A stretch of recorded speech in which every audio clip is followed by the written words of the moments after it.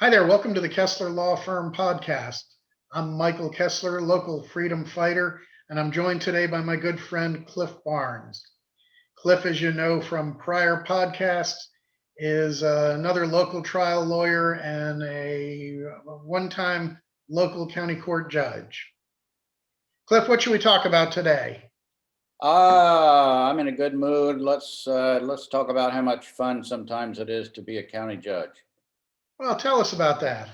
Well, I tell you what, it was best the best job any legal person I think could have. County I've heard judge. some people say it's a great part time job. It's a wonderful job. I don't think county judges anywhere in Florida have ever burned out. Circuit judges, yes. County, no. County judges would like to be there until the day they die.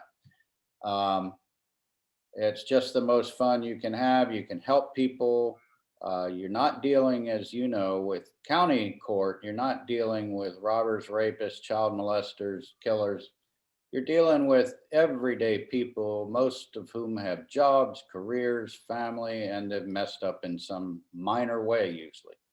I was telling a young lawyer just the other day, you hardly ever see real evil in county court. No. Every once in a while, you have a career criminal that was trying to commit a felony and failed and ends up just charged with a misdemeanor in county court.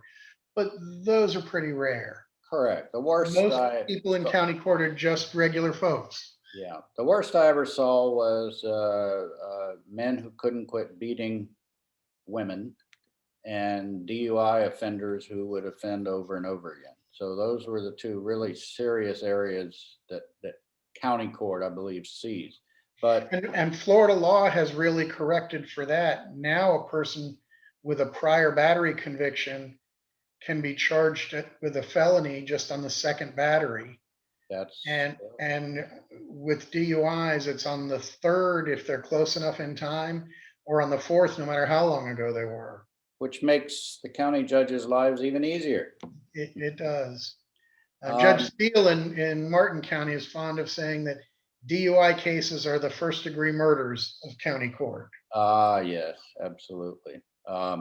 But I often thought that I would tell the audience sometimes in cases, I can't believe I get paid to do this. It's like being host of Saturday Night Live. Every single docket call, every single day, it seems that you have an experience that you just shake your head and you just can't believe someone says something or does something. And I want to tell you the funniest thing, I think I still have a video because I asked the court administration to make a video of this. I had a full docket call in the big courtroom. Back then it was called A. First floor, that's where we held the big docket calls. So there were probably 200 or 300 people in there, I would think, with maybe 150 maybe being the defendants and the rest family and friends, lawyers, court clerks, bailiffs, you name it. And usually my bailiffs like to get the cases with children involved out of the courtroom. If there are children in the courtroom, they're not going to behave for long. I know mine wouldn't. So the bailiff came to me and said, "Can we call this case?" And I said, "Sure." I had no idea who it was, and it was a public defender case, and the public defender came up, and her client was in shackles because he had been arrested for uh, he had a string of misdemeanor violations, and finally, I just did a warrant with no bond because look, I release you. You're presumed to be innocent, so you get released. Then you go out and you get charged with another crime, and then you get released on that. I probably put conditions on him like no drinking, no drugging, a curfew. Okay, and you can't abide by that, and you go out and get another case. Well, these were minor violations like marijuana or driving on a suspension. No, there weren't anybody involved that was hurt. But his lawyer starts telling me why I should release him for the third or fourth time. I said, "Ma'am, there is nothing you can tell me, you or your client, that is going to convince me to release your client on any amount of bond, because he's got 3 pending cases, or maybe 4 in my court. And I can't count on him to follow any of the rules. So it's not about the bond money. Right. It's just that he's a one-man crime wave. I think I mentioned, I said, sir, you're a one-man crime wave. I can't, just lost my patience with him completely. And he was trying to explain why he should get another break. And the lawyer was trying to explain. I said, you must not have heard me from the start. I don't mind hearing you out if you just want to keep talking, but no, your actions have spoken louder than anything you can tell me here today. And you're going to wait in jail until we either get the cases resolved with pleas or we have trials. And all of a sudden I heard this voice from way back. I think it was the back row of the courtroom. And I hear this woman, Judge Barnes, I need to talk to you. I need to talk to you. So, the crowd parted and this woman came up, and she had, she had 3 children with her, one on holding in her arms with one arm. And then she had one by the hand, dragging him along. He was probably 5 or 6. And then she had another smaller one.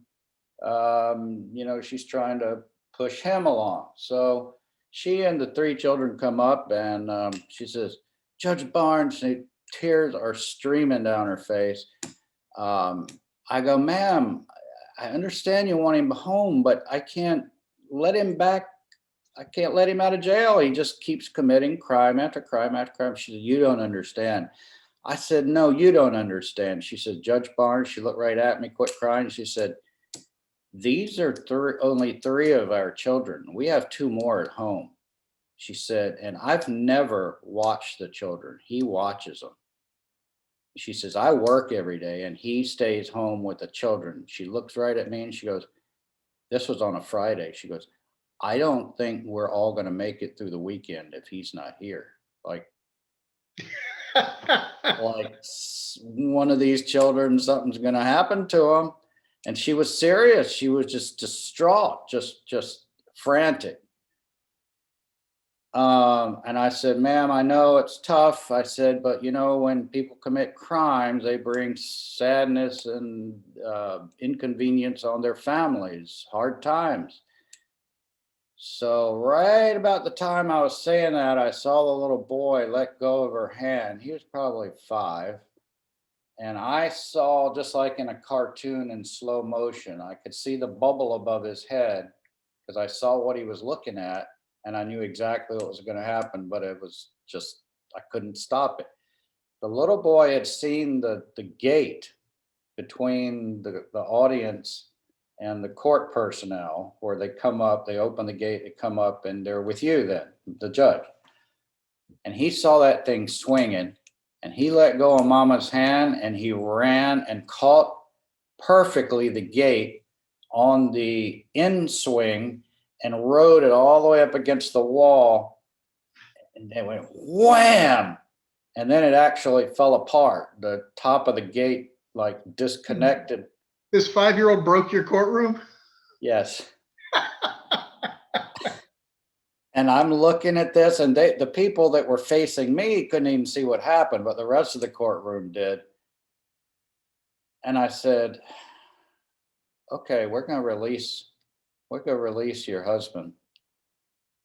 I said, and I think it was a marijuana case. And I said, I'm going to ROR him, which means you release him just like he fresh in your court with no prior offenses. But I realized that woman was telling the truth. That woman, she worked every day, and she had 5 children of 5 different ages to take care of. And it was like a message from above. You think you're so smart, you think you have all these rules, but there's always an exception. So I said, ROR this guy. You probably saved a life. And my, maybe 5.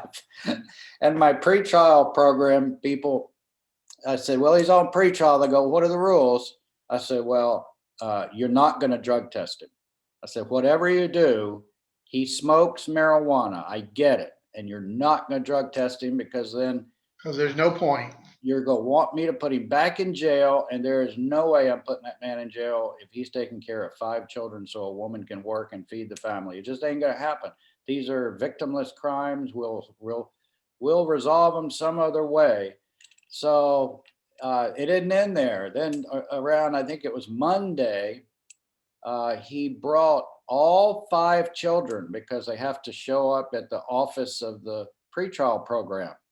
At least they did then. Now I don't know, but he brought all 5 children for his first interview with pretrial, and they said the entire office was in shambles when the kids left, because they're picking things up, they're opening drawers, they're moving files, they're standing on furniture. And I said, you see why we're not going to violate him? They could, Judge, you don't want us to drug test him for marijuana? I said, no. Do you want him back in your office? Do you want 5 children back in your office? No, you're not going to do that. We're going to get through this, and we're going to take care of this gentleman another way. So, As a county court judge, sometimes you just have to be willing to be creative. yeah. Come up with an alternative solution. That was one of the funniest things that ever happened in my court, but I got several more. So on another podcast, we'll talk. Oh boy, we'll talk about a few more. All right. Cliff, thanks for joining us this afternoon, and thank you out there for joining us for the Kessler Law Firm podcast. You can find us on YouTube and most other social media. And if you're enjoying what you see, please click on the subscribe link. And we'll see you again soon on the Kessler Law Firm podcast.